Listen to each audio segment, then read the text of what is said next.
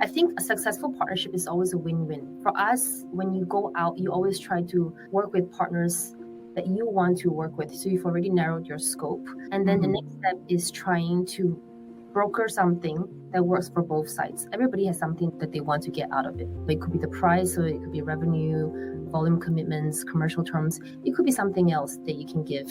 And I think the beauty of partnerships that's different from sales is that it is not one-dimensional. You have many tools to play with.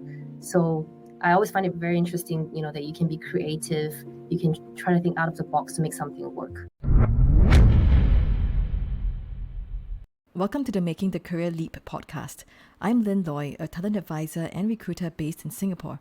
If you're thinking that it might just be time for you to change your current role or career, then this is absolutely the right podcast for you. In each episode, you can expect to hear the fascinating stories and perspectives of talented individuals I've met through my work and network. It gives me great pleasure to have these in-depth conversations that dive into the why, what, and how behind the big moves that these professionals have made across different domains and industries, as well as how they might have also enabled others to make similar career leaps. If you're new to the podcast or want to tell your friends about it, just visit makingthecareerleap.com to access all podcast episodes and transcripts. Or search for Making the Career Leap on Spotify or Apple Podcasts. If you prefer the video format, you can also watch the podcast on YouTube at youtube.com/@careerpodcast. Welcome, Holly, to the show, Making the Career Leap. Really happy to have you on. Well, before we get started, I just want to share a little bit about yourself, by sharing a brief bio of how we can introduce you to the listeners. So I understand that, you're the VP of Financial Partnerships of APAC for Airwallex. And in this role, you oversee a lean and high-performing team that manages Airwallex's extensive network of partnerships with financial institutions in the Asia-Pacific region. And this includes banks, schemes, as well as other payments providers. And prior to Airwallex, you were the head of strategic partnerships in APAC for Data.ai, and which was called App Annie back then. And you also led the investment promotion and industry development at the Singapore Economic Development Board. That was a mouthful, I know, but I'm really looking forward to hearing more from you, Holly. So welcome once again. Yeah. Thank you, Lynn. Thanks for having me. Very nice to be on your podcast. Thank you. So in terms of to get us started with the first question that I pose to all guests, I'm just curious, Holly, what is maybe one career myth that you found to be untrue, right, in your time since you started working? So this is not really a myth, but I think a pet peeve for me that's kind of developed over the years was I've received a lot of this question myself at interviews, and I kind of picked that up and started asking that when I interview candidates. But I now found it the most useless question, which is, where do you see yourself in your career in the next 5 years or 10 years or 20 years or however many long? I personally find it to be very useless because people change. We cannot foresee how we change on the personal front. And on the professional front, technology, business models, things evolve so fast that it's really very difficult to see yourself where you're going to be in the next 5-10 years. And as interviewers or as hiring managers, what we're looking for is a fit for the here and the now, and ask candidates to prepare something that they probably have no idea of. I think that's quite unfair, and it actually doesn't really inform how successful the candidate will be on their job for today. Yeah, that's an interesting perspective, right? So, I mean, definitely what you said, is, I would say for the hiring managers I've met with, maybe the more traditional hiring managers, they still like to ask this question. But I think perhaps the hiring managers of today's generation are kind of a bit more pragmatic, right? In the sense that, who knows, right? I think the world probably also changed before and after ChatGPT came on board, which was just the last few months. Your role might not be relevant, very soon. Exactly. And I think maybe that question just kind of passed down the generations, right? Where back in the day, we work in corporate. So for me, working in the government, you really do see yourself being that job for 5-10 years. But in where I am today in the startup or the tech scene, people are very mobile. They change jobs, they move up, they move to other places, go remote, have a side hustle. Anything could be possible. Yeah, I think that's absolutely true. And that now you mentioned a little bit about you being in the startup. I know that's not where you started right off in your professional journey. So would you maybe share us a little bit about what was that like, right, from your time at the Singapore Economic Development Board, to this current startup that you are at? Yeah. So So right after college, I came back to Singapore, joined the Singapore Economic Development Board, and as you know, it's a government agency. And they're responsible for bringing in foreign direct investments into Singapore. It was a very exciting job. I was given a lot of responsibility fresh out of college to manage Fortune 500 companies and dealing with very senior executives. The conversation revolved around, expanding their business here in Singapore, creating more high value jobs for Singaporeans, foreign direct investments. How do we prepare our ecosystem, our talent pool to support these foreign companies to grow and succeed in Singapore? It was all very exciting, very big, grand idea to talk about. Having been in the government for about 4 or 5 years, I felt like I really wanted to kind of get my hands dirty, just be in the private sector myself after, telling them what to do. Now I want to be there actually doing it. So then I joined a startup. So App Annie, as it was known at that time, was a leader in mobile data analytics and intelligence. So it was a Silicon Valley based company. When I joined, it was Series E, already with a very successful business, but they wanted to build out their APAC business. So my job at the time was to look for data partners to help to make the data models that App Annie built more accurate and to also develop more data products. So that was very, very different from my job at EDB. So in the EDB, it was business models that were proven to be successful, right? These were huge MNCs.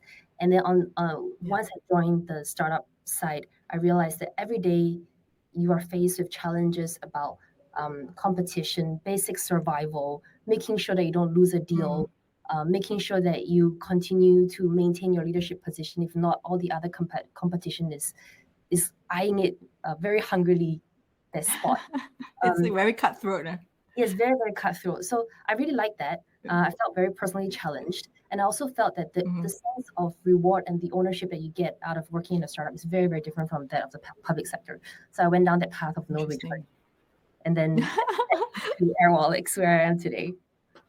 Yeah, I think that's really nice, right? In terms of, I know you're not trying to be overly dramatic, but it's really true in the sense of, when you commit to doing something, right? You kind of like figure out and go all in. I'm just curious, what was that motivation, that drive? Because I would say the Economic Development Board, or what we know as EDB for short, it's comfortable in the sense that, like you said, it's very high status, right? You're all, if like large organizations, you're dealing with all the C-levels, you could easily continue doing it, and probably not the remuneration is not bad, right? So in terms of if everything's being more or less equal, how do you decide that all this uncertainty and getting your hands dirty, you got the inkling that was actually something that you have to try, right? What was that for you? So I felt the glamour of the job at EDB, it faded quite fast from me because I realized that I was very easily replaceable because I had the brand of EDB and the whole brand of Singapore behind me. So when it's kind of like in sales, when you have a very strong, powerful product, people come to you, your customers come to you. But was I the one actually that personally brought them into Singapore? Not really, right? Like Apple, Google, Facebook, all these guys are invested. It's because Singapore is a great place for business. Our tax environment, our government structure, the quality of our talent. So that sense of me personally making a difference wasn't that strong. But interesting. Now at Airwallex, I really feel that I have to personally go out and get things done. And I want to make sure that people want to speak to me, Holly Fang, what I have built up for myself, my personal name and brand, and how I go about getting things done could be very different from how somebody else gets it done. I am personally making that difference.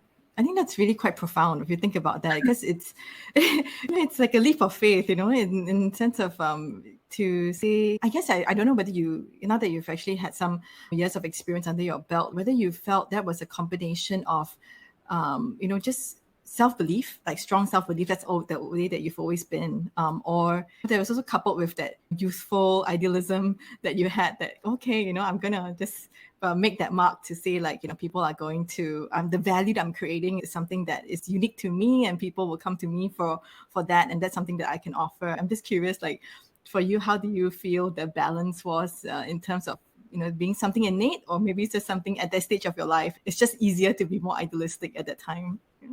I think it was probably the experiences that shaped that view. Oh, interesting. Yeah, because I think so. When I was at EDB, I was there for 4.5 years. The progression was very much set for me. I could see myself if I did well, maybe I get a promotion every 3 years. If I don't do so well, maybe I get promoted every 4 or 5 years. And then if I want a rotation, I need to finish my stint here for 3 years first before I move to another department. I can kind of already see what my next 10, 20 years look like. And maybe that was, why some of the interviewers will be asking questions like, okay, where do you see yourself in 10 years? But when I moved over to the startup world, it was really me personally driving, I feel, change and fighting for how I see myself grow and what the next steps would be for me.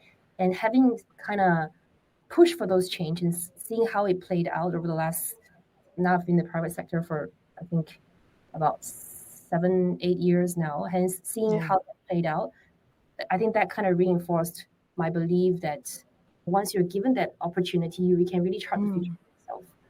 That's great. And, I'm just curious if you could share a bit more about being given that opportunity. How did you find the opportunity and who gave it to you? Or in a way, how much did you lobby for the opportunity to be given as well? How did that work? I think it's a lot of luck, definitely. And I was very lucky that both times, whether it was transitioning from the public sector to the private sector or from data into financial services, I had managers who took faith in me. I was just very blindly optimistic. I was really, really telling Can them relate to that. that yes, I've never done this before, but trust me and I can prove myself to you. But oftentimes I think young people don't really get that opportunity. But I was very lucky that both times my hiring managers were like, okay, let's see how it will work out. And I think I also took that to be, if people are willing to take that leap of faith in me, it is not just on me, it's also on them. And I wouldn't want to disappoint someone who's really, I guess, trusted me blindly to make things work. I appreciate you sharing that. But I also think you're a little bit humble in the sense that when you say that you're very lucky, but I'm sure that you did a lot of things to make yourself be in that position of being lucky, right? So what I meant is, were there things that you had done to network, to find the people who could or open those doors? Or was there things that you analyzed internally to say, hey, my experience is in partnerships. So it makes sense that if you want to join a new role focused on these type of partnerships, type of roles, so that you can leverage your past experience, I guess things that were within your control that you could do to create that luck. What was that like, and that you felt was maybe the 2 or 3 things that really you focused on and that helped you in this journey? Even though I've changed my industry, my role quite a number of times in my career, the underlying thing that was consistent was that my job required me to build relationships, and it required me to build relationships upwards. And I meant, whether it's with MNCs, senior executives in the MNC, or data partnerships, it was building relationships with telcos, with the OEMs that make the phones, big app publishers that had a lot of user data. And now at Airwallex, it was building relationships with the banks, the schemes, the payment methods. It was always about managing relationships with very complex organizations. So I think my training, I guess, and my initial years in my career at the EDB trained me in a couple of things that I think are quite applicable wherever I went, which was things like communications, being professional in the way that we write, we communicate, internal stakeholder management, managing of senior relationships. These are the consistent themes that stayed with me throughout every career jump. And I feel like, as you're describing this, I'm just thinking of, also the kind of roles that I had to hire where people were good in doing partnerships. If the ability and the kind of work that you've done in strategic partnerships, especially being involved with the decision makers, I think maybe people who have not been into this field may not see the level of stress or the level of challenge that comes into this role. So I'm just curious whether if you could think back on maybe one particular really a turnaround opportunity or a key challenge that you had. Is there a story that you could share about what really tested your abilities or really helped you to build out those partnership muscles that you have actually developed over the years? Was there some story that you could share around that was a bit more memorable for you? I don't think there's any one particular story, and I'm just trying to think back. I think very recently there's been examples that I probably can't share. Yeah, no names are needed. But I think the thing is to just always be open-minded, and especially in having been doing partnerships for over a decade now, it's very easy to fall into a trap of thinking, I know what I'm doing. And this is what it is. When you talk to a bigger organization, they come back and say, this cannot be done, or this can only be done in 6 months, 12 months, or however long they're used to getting it done. In the startup world, we never take no for an answer. And even though I feel like, okay, I have pushed something to the best of my abilities, and this is really the best deal that we can possibly get, my bosses are always pushing me harder. Because of that, I always have to go back, and nothing is good enough, right? And you will be surprised just how much more you can get just by trying one more time, or just by being a bit more persistent than you were before. I think if somebody is listening to this podcast and they're thinking of, okay, I'm going to do partnerships, right? Do you think like a good litmus indicator is if they hear you share this takeaway, like they are excited about pushing that next step? And that will be a good sign that they're good for partnerships, because I think there are quite a lot of people who they will be frustrated that I have to push again to get a better outcome. I think like those people are not suitable for partnerships roles. Would that be fair? So I think persistence, definitely. That patience, that persistence. And the other is just knowing that no is never good enough, right? If a partner is going to come back and say, no, I can't do this, then thinking of a way, okay, how do I turn this no into a yes?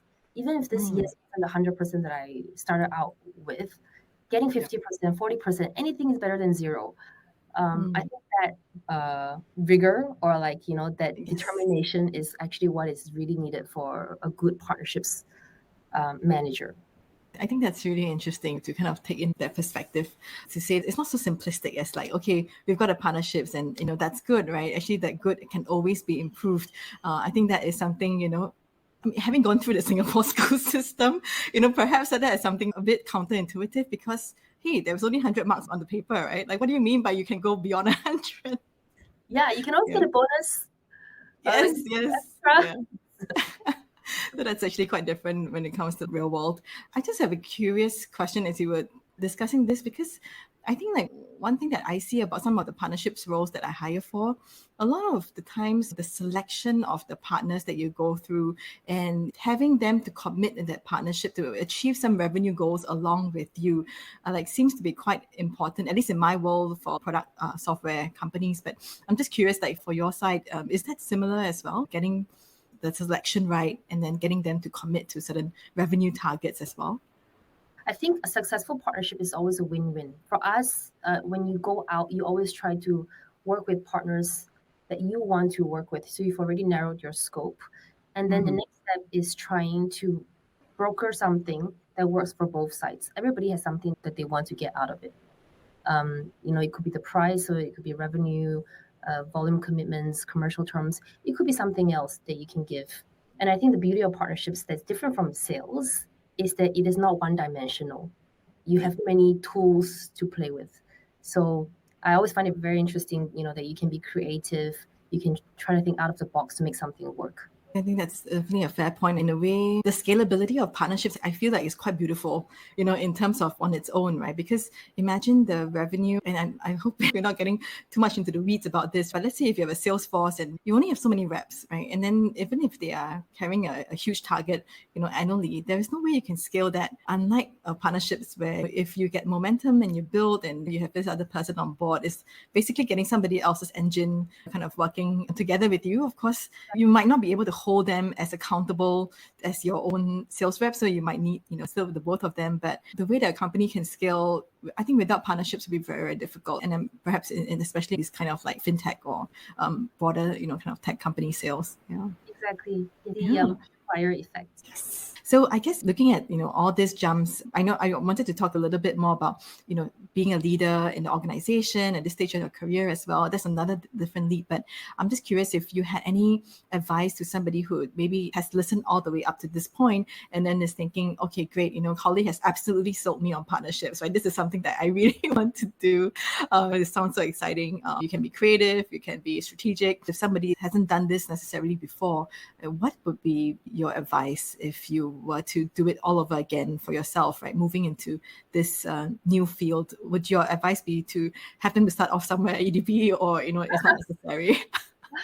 So for me now, my hiring philosophy of the people that I like to to the team are people who, maybe also because of my own experience, I don't really look out for directly relevant experience. So they don't have to come from Interesting. partnerships because it's very niche. But I like people with quite a good mix of big corporate experience and startup experience. I think the corporate experience is still very valid and useful because it trains people to be professional. Yes. This is something that I actually really, really value. Like, we talk about communication skills right at the beginning. Being able to write well, to speak well, to really communicate what it is that you want with the partner and how to get things done in a concise manner is a very important skill to have in partnerships.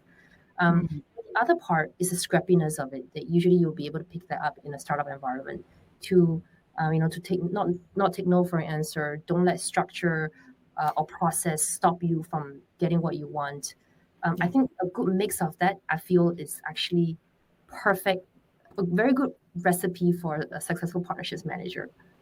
No, that's a great tip in terms of bringing both parts of the spectrum and combining it for this role. I think that's great advice for people who could be doing something totally different, I suppose. But, in terms of bringing it all together and then being able to demonstrate that, I think that's really helpful to keep that in mind. I don't know about other people, but I just feel, yes, especially to the first part, maybe across all roles that I'm looking for, just being able to communicate what your value is and, doing that in a professional way, yet in a way that's engaging, is actually not a very easy quality to find. Oftentimes we take that for granted. If you're working for so long, of course you know how to write email, or of course you will know how to pick up the phone and go meet with somebody. But I think there is really a vast difference when you see someone who is professional and good at communicating versus someone who is maybe not so. Yeah. I was just having a chat with another guest and they were saying there's no way to shortcut some of these things, right? You actually have to go through and experience it and train yourself on the job for you to be able to have these kind of skills that you can actually transfer into the next role. So now that you have been hiring your own team and that you really know what you're looking out for these kind of different traits and competencies, what do you think in terms of your leadership leap right into team management or one of the key leaders in your current company? What has that been like for you in terms of that journey, and what would you say some of the key learning moments or experiences that you've had? So I think I'm very lucky at Airwallex gave me a lot of opportunities to grow. So I've been at the company for 4.5 years now, and I've had a couple of promotions since, and my portfolio has... Congrats. Thank you. Very grateful to my bosses. But I think what I have learned is that, first of all, it's really about, when you join a startup, a company like Airwallex, it's really about what you personally make of it. Unlike, say, coming from a big company where your growth is planned out for you, you have training at this point, you will have a promotion at that point. Here, it's really about what you want to do and how you make that happen. And Airwallex is, we have seen that people who succeed in this company, they take many different paths. For them, it could be about rotation to another department that they've never done before. It could be about doing things it's outside of their JD, but they feel that, okay, this is a part that's missing, that there's no team that is picking this up, and therefore they want to step into that. Or they feel that, okay, this is something that is not immediately prioritized, but they could see the long-term benefits of that, and they want to invest in it. Or, they feel that, okay, maybe the leaders are looking at things or overseeing certain things, and therefore this is something that we should be focusing on. I think anything is possible if you try to find that for yourself. So my advice is always, for new people joining the team, it's very difficult for me to tell them, okay, in 2 years you're going to be doing this, in 4 years you're going to be doing that. I always tell them, use this opportunity to find out what it is that you like to do or what you enjoy doing. And go down that path and find a way to succeed. Yeah. Thanks for sharing that. Before I was doing talent acquisition, I was doing the talent management, so it was internal. So these are the people in your talent pool. They will say things like, oh, I don't really have a clear idea and my manager can't really provide that level of guidance. So in a way, it's also kind of, my takeaway from that was some people just need a higher level of certainty in terms of how they want to move forward in their career. They're not very much comfortable being in that driver's seat to just go where the need is, like what you've described, or just figure out like, let's try this out since that maybe it might be more aligned with their interest and passion. So at the selection stage, how do you kind of maybe assess for this? Because that would not be something you can develop, is my guess. Yeah. That's a very good question. I think a lot of it maybe is also timing and luck. I do think that I have been quite lucky at Airwallex. I was one of the very early members of the partnerships team. So when I joined, I was actually in strategic partnerships. And then I realized that actually financial partnerships is something that we need to focus on building a team just around building our relationship with the infrastructure players in the financial ecosystem. And then we started from there. So our team expanded from focusing on banking relationships to expanding to scheme the networks like Visa, MasterCard, to partnering directly with wallets. There's a lot of them here in Southeast Asia, especially. And along the way, Airwallex also grew. So our product focus also went from focusing very much on banking capabilities to expanding to cards to expanding to wallets. So along the way, we're growing with the company. Everybody is trying to figure things out. And I think I was very lucky that in my current role, I was given the opportunity to grow and learn on the job. So instead of just constantly bringing other people in, people who've been there, done that, the people who are already in the company, we're also trying to figure out things together. So that allowed me to identify things that I feel like, okay, we need to do this. No one is working on that. I think it's also not that easy now for, I guess, my It's a team. different stage now. It's a different stage now for sure. Yeah. So it's not that easy now. But Airwallex is still in a very fast growing mode. We'll continue to be growing. We'll continue to be building new features, new products, new markets. There continues to be things that we're trying to figure out along the way. So I think the people who join us are the builders and the people who are problem solvers with that right mentality and the right aspirations. I think they can still try to figure out something that works for them. Thanks for sharing that. As you are growing along with the company as well, how do you feel your kind of your leadership style has grown and changed along with that? Is there an evolution that you can see in terms of the way that you lead and manage your team? So I think for me, when I started out, I was only comfortable to be a manager that actually knows exactly what is going on. So like being, having been there, done that, and then hiring people, training them up, and I know what they're doing. They can learn from me. But as a team grows and as a company grows, we're also bringing people that I'm learning from that I actually don't know any better. They are the experts, and I need to listen to them, and they can tell me, whether we're doing it wrong or right or a better way. So that's also forced me, I think, to adopt a different leadership style, to listen, to learn from my team, not from the other way around, and also I guess to be more humble about it. If I just the fact that I really don't know as much as my team, and that I need to learn from them. Yeah. That's a pretty humble thing to already share. So, I'm sure there is a lot of appreciation of the team members to actually have a manager or a leader that listens. I'm sure they do appreciate that. As we are coming at the end of this recording, what do you think in terms of, for yourself as a leader, what are you hoping to see next in terms of how perhaps you develop or as your team develops? What would be maybe some priorities for you that you see, for the future? So I think for me right now, I have a pretty sizable team, and I think in the Singapore office, on an average tenure basis, they've been around the longest across all the other teams in the Singapore office. So that's something that I'm very proud of. Definitely, I hope that they will continue to grow at Airwallex. They don't have to follow my path, to try their own path, but I think helping them to each individually find the path to grow at Airwallex is my next challenge. Yeah, that's great. Maybe this is something I'm just reflecting on as we have discussed. I feel like you don't come across to me as the type of person who overthinks things too much, right? You're kind of like, okay, this is maybe what I want to do. I'm going to set out and I'm going to get it done. And then, you're going to like take things and keep moving. I feel like what I get the sense from you talking to you is you're always having that momentum kind of like moving forward, right? And that's something maybe tied up back to what you've shared about is like, if you want to create that impact, this momentum is actually necessary for you to kind of move forward. So I'm just curious, like, do you think that particular aspect about yourself, is that just your personal trait, like how you are, or is that something that you know kind of develop? And where I'm coming from on this is there are days that I know I feel like, oh my goodness, why did I start this podcast? You know, like it's like so much work. You know, I feel like yes, it's something that I'm interested in, but I'm just curious whether you have those like peaks and lulls as well, and then how do you kind of like overcome that? I guess I was asking more for myself, but I'm just really curious. I also have roller coaster of emotions, especially in the startup world. Yeah. Some days you wake up and you're like, oh my God, I just don't want to get out of bed. But I think the highs are very high. And the highs are kind of what keeps me going. And I think the other thing is also because in the startup world, the learnings are accelerated. And the more you learn, the more you know, the more you realize you don't know. Or that, Oh wow, so you feel that's true. Like although it sounds like a cliche, but that's really very true based on what you're experiencing. that is really very true. And I feel like, having been on this job for 4.5 years and just being here and learning from everybody, I realized that I feel like I'm still constantly challenged.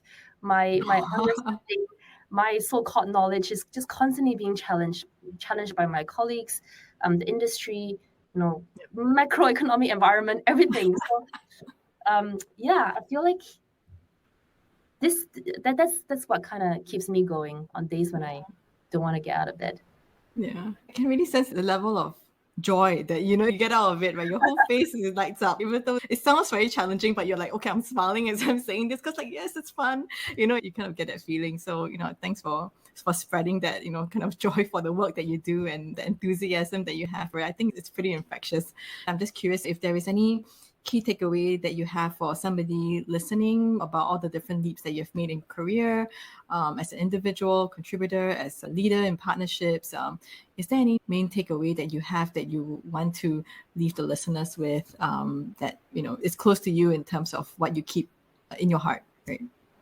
I would say don't underestimate yourself. And the key to succeed in partnerships and also maybe with people's own career conversations is just never to take no for an answer. First time it could be a Yes. no, but when you try again, it could be a maybe, and then you maybe slowly yes. Oh, that's wonderful. And I love that how you are doing it in such a nice way, right? It's hard to say no so many times to somebody who's like asking so Get nicely. blocked. I think that would not happen, but you can admit, like, even if they say no, it's like, okay, next person, right? If they eventually block. No loss there at all. But this has been so fun. Thank you so much, Charlie, and thank you so much for sharing. I really appreciate it. And hopefully we can kind of meet up in person soon someday and talk a little bit more about what's going on in each other's lives. But thank you so much for coming on the show. Thanks Thank for you. having me. Thank you. Bye-bye.